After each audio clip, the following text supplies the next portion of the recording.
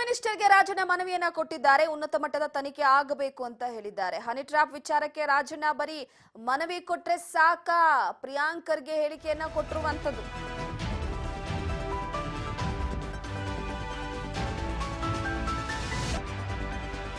ಉನ್ನತ ಮಟ್ಟದ ತನಿಖೆ ಆಗಬೇಕು, ಕೇವಲ ಮನವಿಯನ್ನ ಕೊಟ್ಟು ಬಂದ್ರೆ ಸಾಕಾ ಅಂತ ಹೇಳಿದ್ದಾರೆ. ಇಲ್ಲಿ ಬೆಂಗಳೂರಿನಲ್ಲಿ ಪ್ರಿಯಾಂಕ್ ಖರ್ಗೆ ಹೇಳಿಕೆಯನ್ನ ಕೊಟ್ಟಿರುವಂತದ್ದು.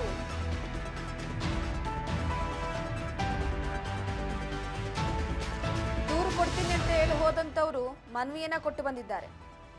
ಸೊ ಈ ವಿಚಾರವಾಗಿ ಪ್ರಿಯಾಂಕ್ ಖರ್ಗೆ ಅವರು ಹೇಳಿಕೆಯನ್ನ ಕೊಟ್ಟಿದ್ದಾರೆ.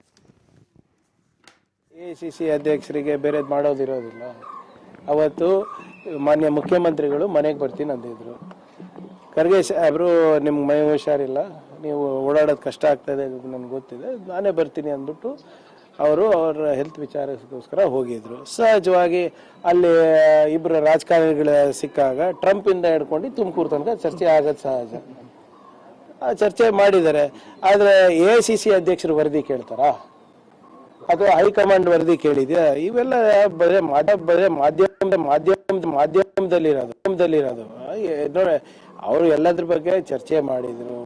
ಇಂಟರ್ನಲ್ ರಿಸರ್ವೇಶನ್ ಬಗ್ಗೆ ಚರ್ಚೆ ಮಾಡಿದ್ರು, ಕಾಸ್ಟ್ ಸೆನ್ಸಸ್ ಬಗ್ಗೆ ಚರ್ಚೆ ಮಾಡಿದ್ರು, ಸದನದಲ್ಲಿ ಆಗ್ತಾ ಇರೋದಿರ್ಬೋದು ಅಥವಾ ಲೋಕಸಭಾದಲ್ಲಿ ಆಗ್ತಾ ಇರೋದಿರ್ಬೋದು ಚರ್ಚೆ ಮಾಡಿದ್ರು.